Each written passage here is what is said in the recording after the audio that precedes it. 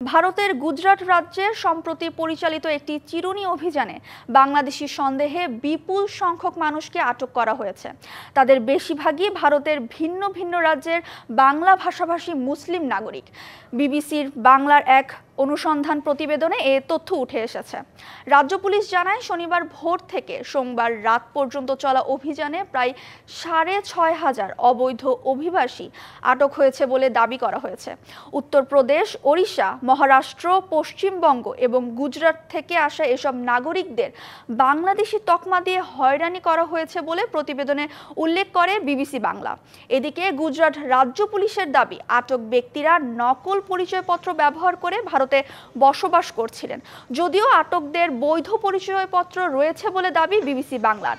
Police সূত্র জানায়, তাদের মধ্যে ৪৫০ জন অবৈধ বাংলাদেশি রয়েছে। যদিও দিল্লির কেন্দ্রীয় সরকার এখনো এই তথ্য আনুষ্ঠানিকভাবে ঢাকাকে জানায়নি।